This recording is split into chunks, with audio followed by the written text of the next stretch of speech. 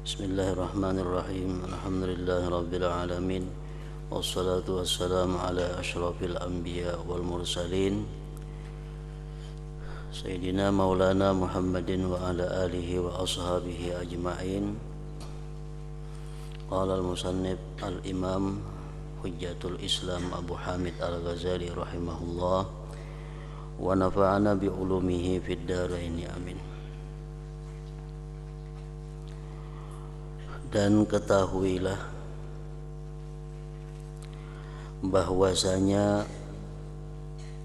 seseorang hamba itu dipandang dari sudut agamanya terbahagi kepada 3 derajat.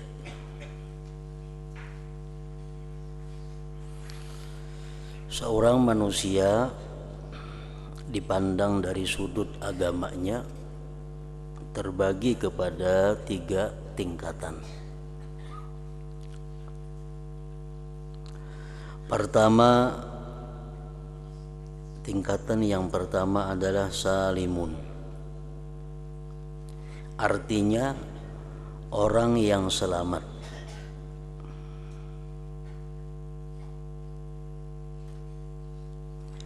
Yaitu orang yang hanya menunaikan yang fardu dan meninggalkan maksiat. Ibarat orang berdagang, ibarat orang berusaha, ini adalah lek modal. Berhujung kada, rugi kada. Orang yang hidupnya hanya menunaikan yang wajib dan menjauhi yang haram. Sembahyang nang wajibnya, puasa nang wajibnya, zakat nang wajibnya, haji umrah nang wajibnya, silaturahmi yang wajibnya, berbakti kepada kedua orang tua yang wajibnya, menafkahi anak istri yang wajibnya.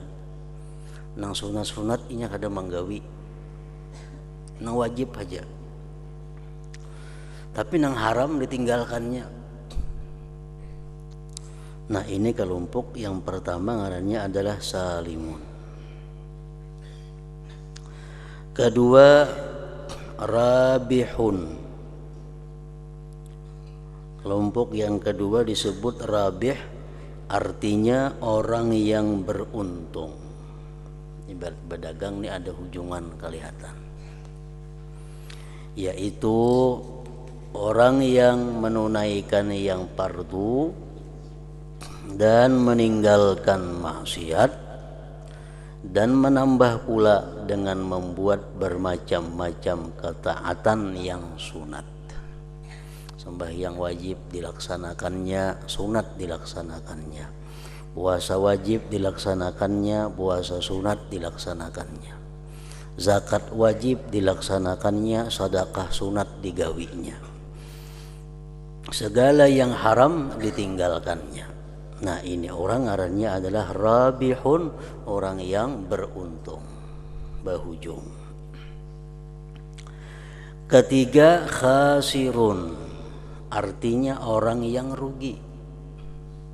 Asalnya modal 1 juta, tertinggal 500. Yaitu orang yang taksir atau cuai ia daripada membuat yang fardu. Nang fardu kada tapi biris, nang haram tagawi,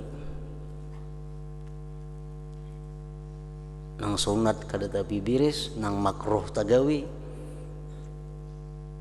Nah, ini ngarannya adalah orang yang khasir, yang rugi.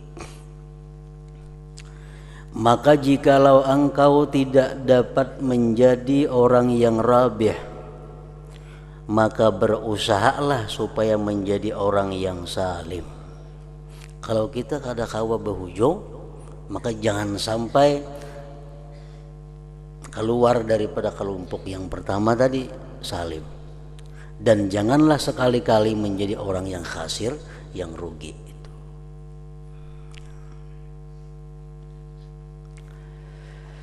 Nah, itulah kelompok derajat hamba Allah Subhanahu wa taala dipandang dari sudut, dari pandangan agama. dan seseorang hamba itu dipandang pada sudut pergaulannya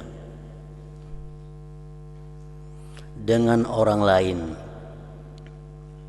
persahabatannya, terbahagi kepada 3 derajat pula. Dalam kehidupan sehari-hari, bergaul, bakawan di masyarakat, bermasyarakat.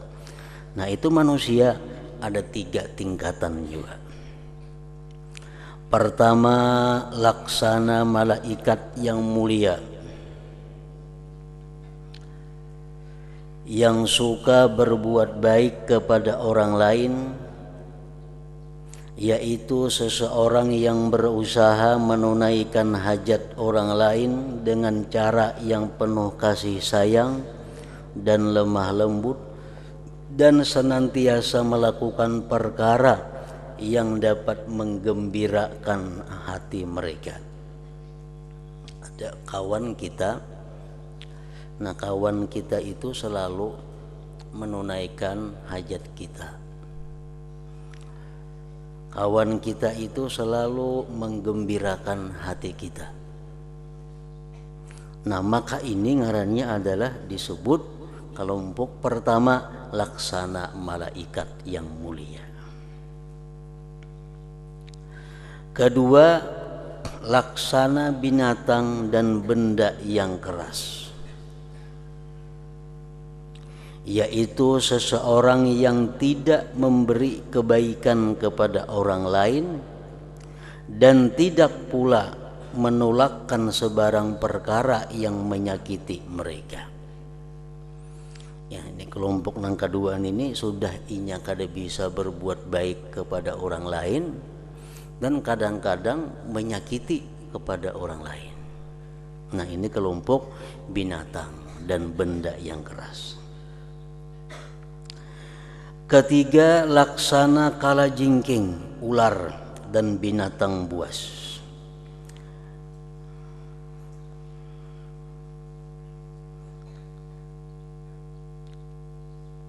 Nah, kelompok yang kedua tadi adalah laksana binatang dan benda yang keras, yaitu seseorang yang tidak memberi kebaikan kepada orang lain dan tidak pula menolakkan sebarang perkara yang menyakiti mereka. Maksudnya berbuat baik kepada orang kada, menolong orang dalam kesusahan kada, dan tidak pula menolakkan sebarang perkara yang menyakiti mereka. Mereka dalam keadaan susah kada bisa membantu. Nah, ini kelompok yang kedua, berbuat baik kepada orang kada bisa, menghilangkan kesusahan orang kada bisa, membantu kesusahan orang kada bisa. Nah, ini kelompok yang kedua.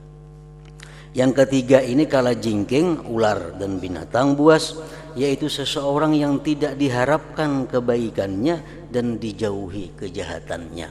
Nah, kelompok yang ketiga ini gawiannya adalah menyakiti orang dan kada berbuat baik kepada orang. Berbuat baik sudah kada bisa, senonoh bisa menyakiti orang. Nah, ini kalajengking. Oleh karena itu, apabila engkau tidak mampu mencapai ketinggian derajat malaikat, maka janganlah engkau menjadi lebih rendah daripada derajat binatang dan benda-benda yang keras. Artinya kalau kita kada bisa berbuat baik kepada orang, minimal kita jangan menyakiti orang. Kalau kita kada bisa membantu orang, minimal jangan menyusahkan orang.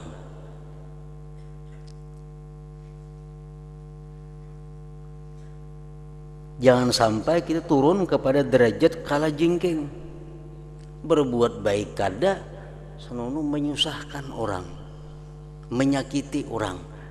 Nah, itu kelompok yang ketiga. Ular dan binatang buas yang suka menyakitkan orang lain.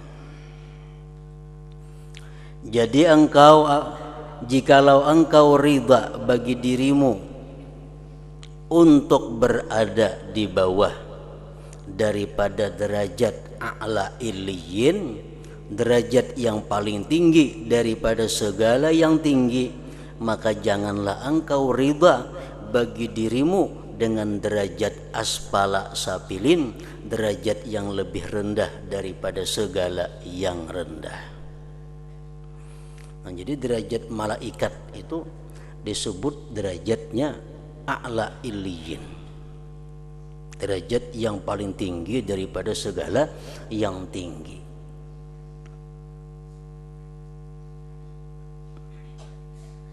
Menunaikan hajat orang lain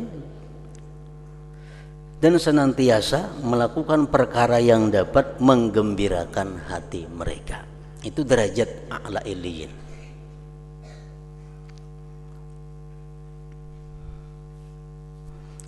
Dalam hadis Rasulullah SAW menyatakan, ahabbun nas ilallah anfa'uhum. Manusia yang paling disukai Allah adalah manusia yang paling memberi manfaat di antara mereka kepada sesamanya. Itu manusia yang paling dicintai Allah, yang paling bermanfaat sesama mereka.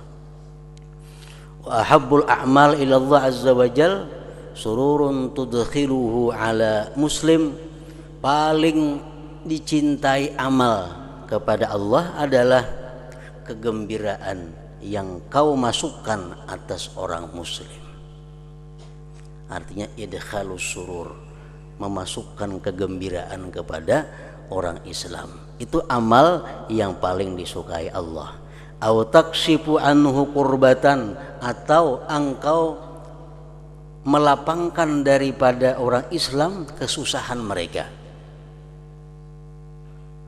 Atau taqdi anhu daina, atau engkau melunaskan hutang mereka.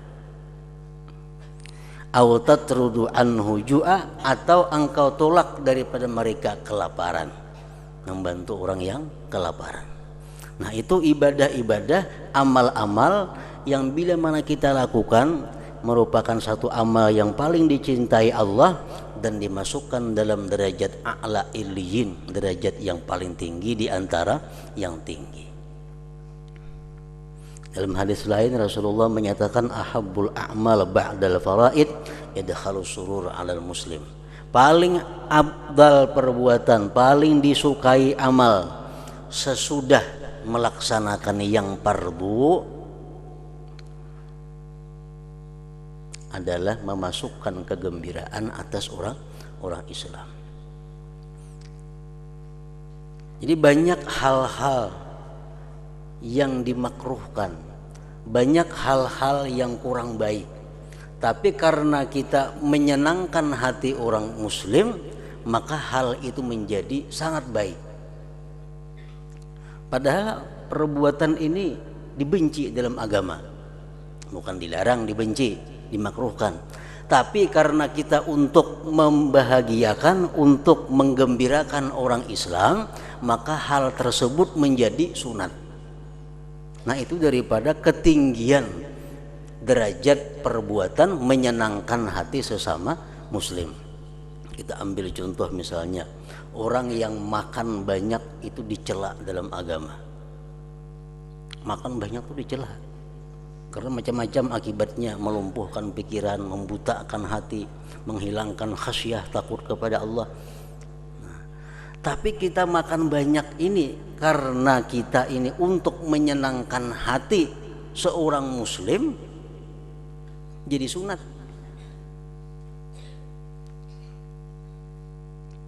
Jadi berpahala, padahal asalnya makruh. Nah, cuma karena ada itu alasannya jadi berpahala.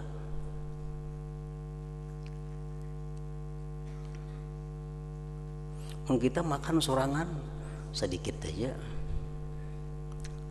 tapi kalau kita makan disurungi oleh bini, tambah je bini, tambah kita. Buat lagi jar bini, buat. Nah, apa amunnya kada kita tambah tak singgung kan nanya memasake. Nah, supaya menyenangkan hatinya itu, nah berpahala. Parut kanyang pahala ada. Nah, ini idkhalus surur. Asalkan hal itu jangan sampai kepada yang haram. Nah, padahal makan banyak tuh dimakruhkan. Kita puasa sunat. Lalu kita beilang ke rumah kawan, disurungi kawan makanan, maka puasa sunat. Untuk menyenangkan hati kawan, maka hari mbasar sudah. Sejam 2 jam lagi buka puasa, hari mbasar sudah. Nah, disurungi oleh kawan. Kawan ini beristilah menggunakan wadah ke situ kemari inya menyerungi kita. Nah, kayak apa? Idkhalus surur diutamakan daripada mempertahankan puasa. Kita buka puasa, jangan terusakan puasa, buka. Kita buka puasa dapat 2 pahala. 1 pahala puasa tetap kada kurang, yang kedua pahala idkhalus surur dapat. Nah, kalau kita menarusakan puasa belum tentu berpahala dan kada menyenangkan kepada kawan kita yang Islam itu. Nah, ini ngarannya adalah suatu amal perbuatan yang digolongkan dengan a'la illiyin, amalan yang paling tinggi yang disukai oleh Allah Subhanahu wa taala. Nah, disinilah kita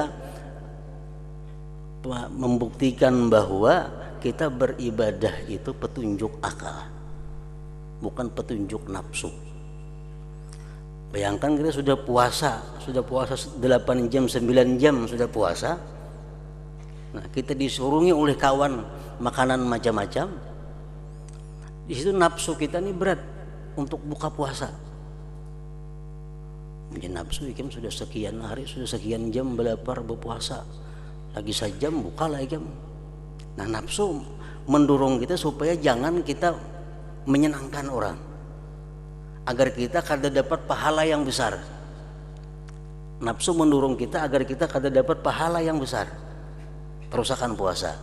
Nah, tapi kalau kita beribadah itu min aklin, berdasarkan daripada akal, kita mesti buka puasa. Kenapa? Ini pahalanya banyak. Puasa pahalanya kada kurang, dan ditambah idkhalus surur, memasukkan kegembiraan kepada orang Islam. Nah, idkhalus surur ini berlaku kepada hal-hal seperti itu, tapi kada berlaku kepada hal-hal yang diharamkan oleh Allah Subhanahu wa ta'ala. Misalnya ada kawan kita, nah kawan kita ini umpamanya memakai yang dilarang Allah, atau makan yang diharamkan Allah, atau kawan kita ini melakukan hal-hal yang diharamkan oleh Allah. Lalu di hati kita timbul, amun ku tagur kasihan inya, tersinggung inya, jadi baik kada usah ku tagur gin. Nah, ini bukan idkhalus surur ngarannya. Kenapa? Karena itu hal yang diharamkan oleh Allah Subhanahu wa taala. Idkhalus surur ini kada berlaku untuk hal-hal yang diharamkan Allah. Hanya berlaku kepada hal-hal yang seperti makruh dan yang boleh. Sekawan beutas amas. Nah, aku nukar amas ini 3 gram. Ini utasnya ini nah. Mana di hadapan kita? Hendak aku tagur, tersinggunginya. Jadi sebagian tersinggungnya sudah harus ditagur. Nah, berdosa kita. Kenapa? Kawan yang macam itu kada perlu digembirakan. Kada perlu digembirakan karena ini melanggar hukum Allah. Nah, kita yang wajib saat itu apa? An-nahyu anil munkar, mencegah dia daripada kemungkaran.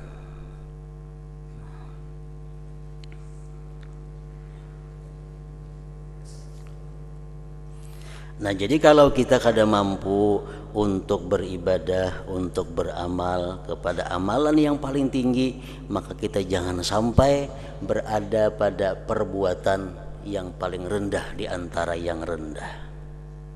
Kalau kita kada mampu berbuat baik kepada orang, maka janganlah kita mengganggu, menyakiti orang.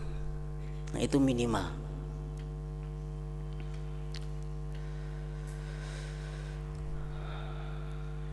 Dan jikalau engkau tidak mampu membuat perkara yang dapat menguntungkan, maka janganlah engkau membuat perkara yang merugikan.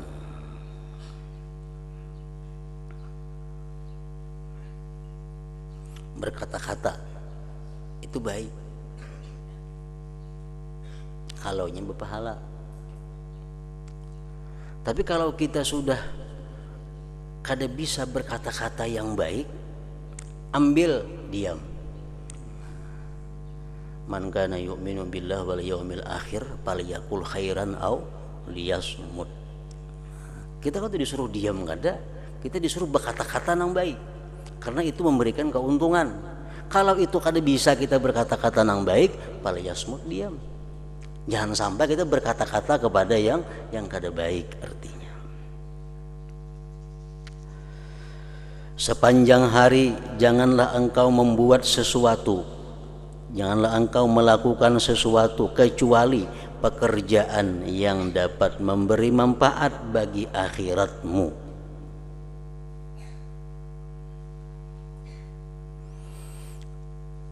Atau sekurang-kurang melakukan pekerjaan yang bermanfaat bagi kehidupanmu di dunia ini, yang engkau tidak dapat lari daripadanya, yang engkau tidak dapat kaya daripadanya, dan engkau berhajat kepada menggunakan manfaat dunia ini untuk mencari pahala akhirat. Nah, jadi artinya, maksudnya kalau bisa kita ini berbuat sepanjang hari itu ibadah. Itu kalau bisa. Siang malam kita hanya melakukan hal-hal yang berguna di akhirat, ibadah. Nah, kalau kita kada mampu seperti itu, sepanjang hari kita melakukan ibadah kita kada mampu, lakukanlah hal-hal yang bermanfaat bagi dunia tetapi untuk kemaslahatan akhirat juga. Contohnya apa?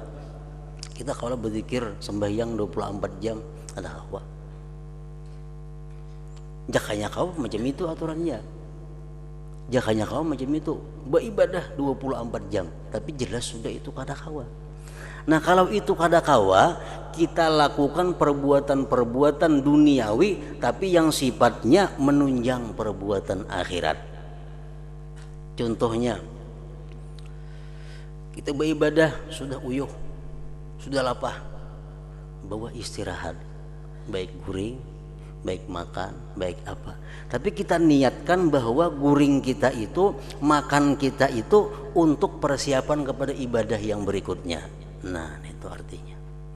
Bila mana macam itu kita bisa, maka kita berarti sama ngarannya 24 jam melakukan ibadah. Sama dengan 24 jam melakukan ibadah. Dan apabila engkau tidak mampu melaksanakan kewajibanmu terhadap agamamu ketika engkau bergaul dengan manusia, ataupun engkau tidak selamat daripada membuat maksiat, maka hendaklah engkau beruzlah, yaitu mengasingkan diri daripada orang lain.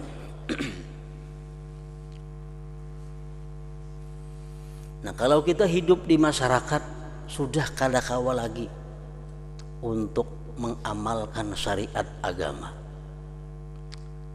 Kita turun ke tanah, maksiat nang dihadapi. Turun ke pasar, maksiat nang dihadapi. Turun ke langgar ke masjid, maksiat nang dihadapi. Kita sulit menghindarkan diri daripada maksiat. Nah, kalau sudah keadaan seperti itu, kita diperintahkan untuk beruzlah. Beruzlah artinya mengasingkan diri daripada manusia. Beruzlah ini ada dua, ada yang namanya beruzlah total. Uzlah total ini adalah uzlah di mana dia lari ke suatu tempat yang jauh daripada perkampungan. Di gunung-gunung misalnya, di hutan-hutan, di situ dia menyendiri mengabdi kepada Allah. Nah, ada uzlah yang lebih rendah daripada itu. Nah, Uzlah yang lebih rendah ini adalah dia berdiam, bertempat tinggal tetap di rumahnya, tapi dia hanya turun keluar untuk sembahyang Jumat. Untuk sembahyang berjamaah itu dia mesti menimbang, menilai mana banyaknya untung dan ruginya. Nah kalau Jumat tuh kada boleh tidak, mesti. Nah ini uzlah yang kedua. Jadi kada usah lagi menghadiri ke orang saruan, kada usah lagi menghadiri ke orang sembahyang jenazah, kada usah lagi mailangi orang nanggaring, kada usah lagi berbuat di rumah khusus untuk beribadah. Nah ini uzlah yang kedua ngarannya. Rasulullah SAW bersabda, ujar Nabi, sayati 'alan nas zamanun la yaslamu li dinin dinuhu illa man farra bidinihi min qaryatin ila qaryatin wa min syahik ila syahik. Akan datang, akan terjadi, artinya suatu masa di mana di masa itu kata Rasulullah tidak selamat agama seseorang kecuali dia lari dari satu kampung ke kampung yang lain, dari satu gunung ke gunung yang lain. Kalau bagian di kampung aja dia kada akan selamat agamanya. Itu ada masa akan terjadi. Nah, Rasulullah berkata, sahabat bertanya, kapan itu terjadi wahai Rasulullah? Kapan terjadi itu masa di mana kita kada bisa mempertahankan agama kita kecuali kita lari dari satu gunung ke gunung yang lain? Ujar Nabi menjawab, iza lam tunalil ma'isyatu illa bima'asillahi ta'ala. Saat itu terjadi apabila tidak bisa didapat kehidupan kecuali dengan maksiat kepada Allah. Kalau kita bertahan di kampung, bertahan di kota, kita kadang-kala akan dapat kehidupan, kita kadang-kala mencari pamakan kecuali dengan maksiat kepada Allah. Kada maksiat tuh kada ada lagi. Kita berdagang, kita kada payu bila kada maksiat. Kita jadi pegawai, kada payu diampihi orang bila kada maksiat. Maka kita jadi buruh, diampihi orang bila kita kada maksiat. Nah di saat seperti itu uzlah.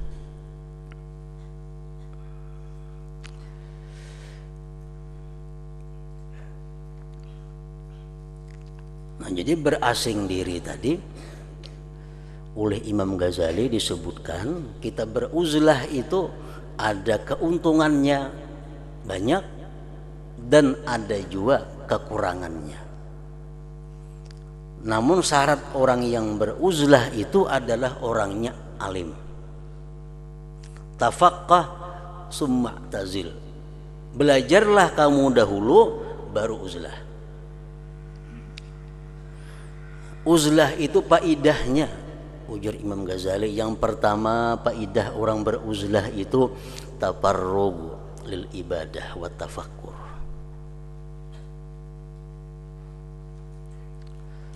Bisa lapang untuk ibadah dan tafakkur. Kan ada gangguan.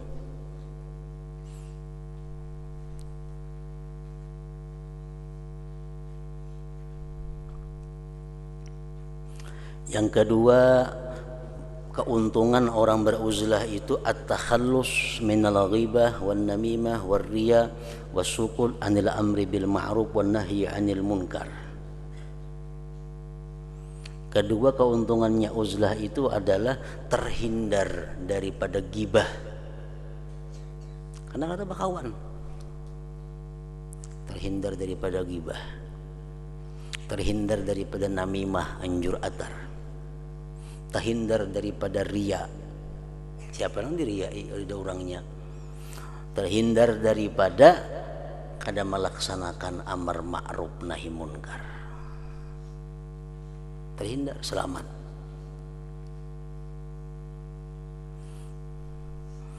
Yang ketiga, orang yang uzlah itu keuntungannya al-khalas minal fitan wal khusumat. Dia terhindar daripada fitnah-fitnah dan pertengkaran-pertengkaran. Yang kelima, keuntungan uzlah itu adalah inkita utama, terputusnya tamak.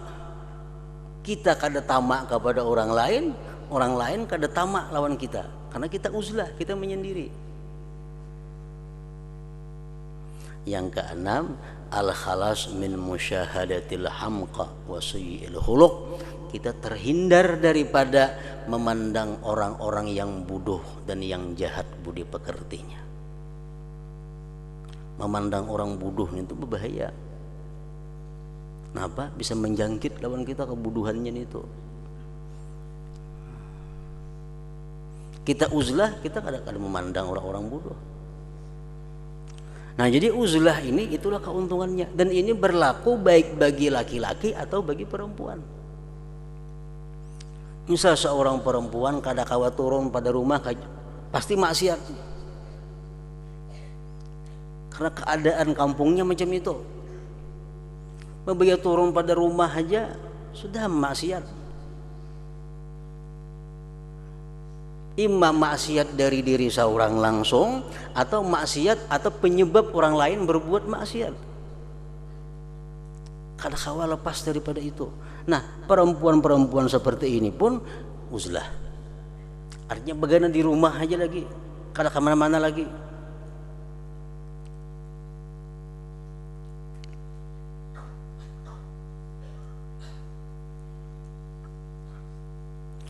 Nah, kelemahan uzlah itu pun ada, ujar Imam Ghazali. Keuntungannya tadi sudah banyak, tapi kerugian orang uzlah itu ada. Pertama, fawatu faidatit ta'allum awit ta'lim. Kehilangan pahala belajar atau mengajar. Sorangan, Bang. Jadi belajar gak ada lagi, mengajar gak ada lagi, ini sorangan. Makanya tadi sebelum uzlah itu belajar dulu, tafaqqah tsumma i'tazil. Belajar dulu hanya uzlah. Karena kalau sudah uzlah kada kau lagi belajar, kada kau lagi mengajar. Nah, pahala di situ kada dapat lagi inya. Yang kedua, kerugiannya orang uzlah itu adalah fawatun naf'i wal intifa. Dia akan kehilangan pahala memberi manfaat kepada orang lain.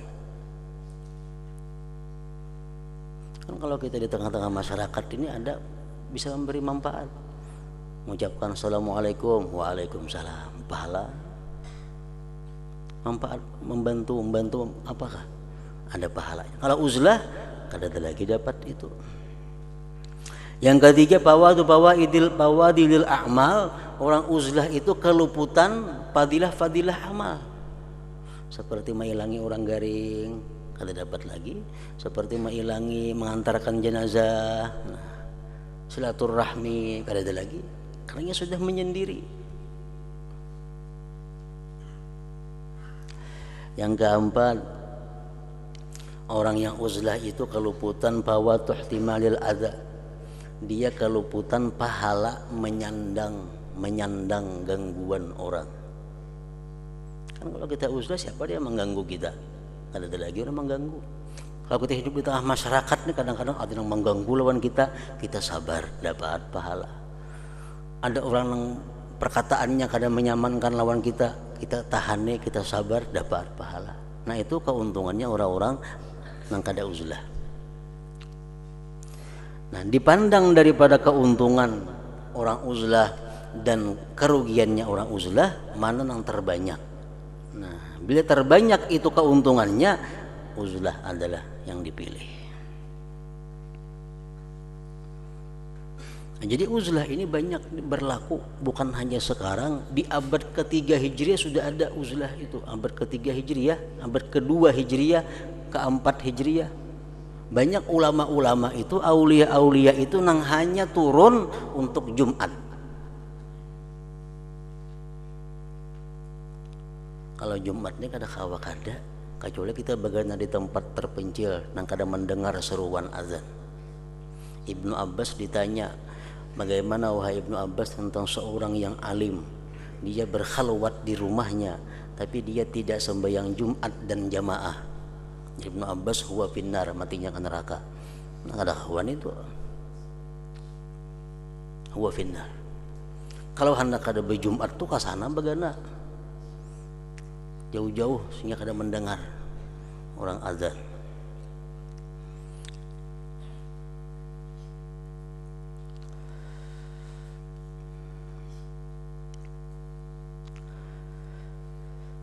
Dan apabila engkau tidak mampu melaksanakan kewajibanmu terhadap agamamu, ketika engkau bergaul dengan manusia ataupun engkau tidak selamat daripada membuat maksiat, maka hendaklah engkau beruzlah, yaitu mengasingkan diri daripada orang lain. Nah, jadi ulama-ulama dahulu tuh banyak yang hanya mau keluar rumah hanya sembahyang Jumat, mengajar kada mau lagi, belajar kada lagi, di rumah bagaimana. Ada orang kematian sebelah rumah mati kada turun, apalagi yang jauh, hanya turun untuk sembahyang Jumat.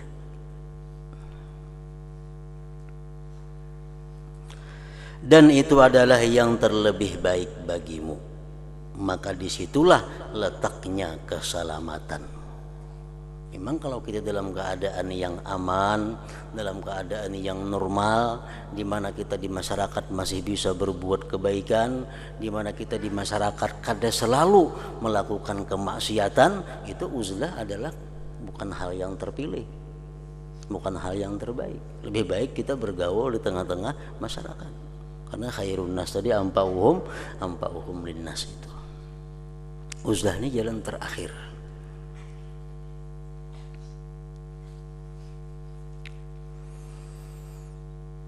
Dan apabila was-was selalu datang menarik hatimu untuk membuat perkara-perkara yang tidak diridai oleh Allah ketika engkau beruzlah, maka hendaklah engkau tidur.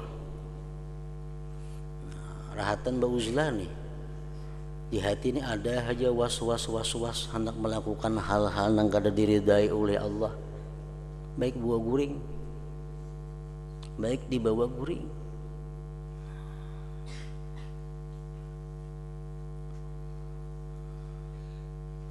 Maka hendaklah engkau tidur, dan inilah sebaik-baik keadaanmu.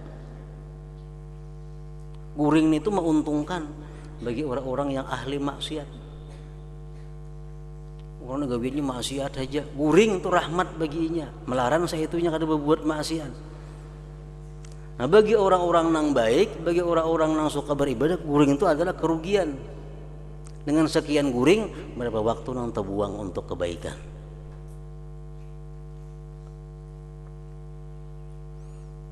Nabi dalam keadaan itu selalu hendak berbuat maksiat, maka hendaklah engkau tidur, dan itulah sebaik-baik keadaanmu. Karena sudah menjadi pegangan kita dalam kehidupan ini, apabila kita tidak mampu mendapatkan keuntungan dan kemenangan, maka biarlah kita ridha dengan lari dalam mencari keselamatan. Itu sudah prinsip. Bila kita kada kawa untung, jangan rugi barang. Nah, orang guring itu lek muda, berpahala kada, berdosa ada. Jadi kalau kada kau memperbuat pahala, lebih baik guring.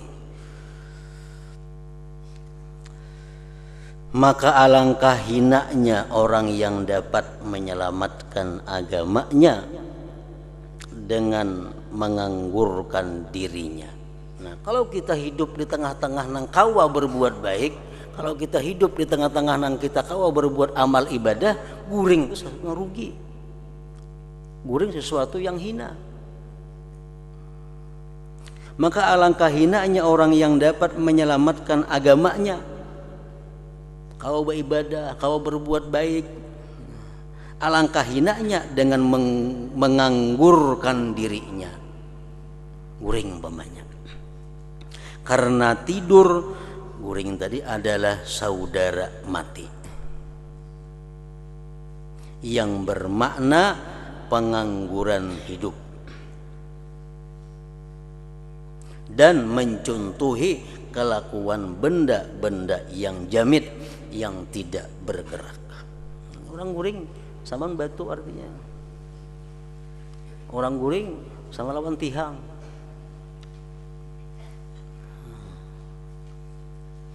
Tapi guring lebih baik daripada melakukan kemaksiatan kepada Allah Subhanahu wa taala. Nah, kemudian yang kesembilan, adab-adab, aturan-aturan mempersiapkan diri untuk sembahyang pula.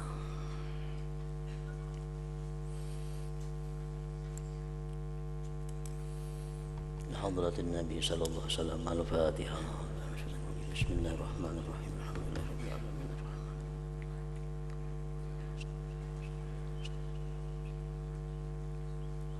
Bismillahirrahmanirrahim. Alhamdulillah rabbil alamin. Allahumma salli wa sallim wa barik ala sayyidina wa habibina Muhammadin wa ala alihi wa sahbihi ajma'in.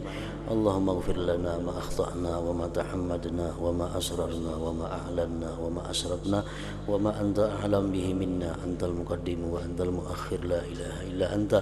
Allahumma anfa'na bima 'allamtana wa 'allimna ma yanfa'una wa zidna fahman wa ilman wa amalan wa hudan wa tawfiqan bi rahmatika ya arhamar rahimin. Wa sallallahu ala sayyidina Muhammad wa alihi wa sallam. Alhamdulillah.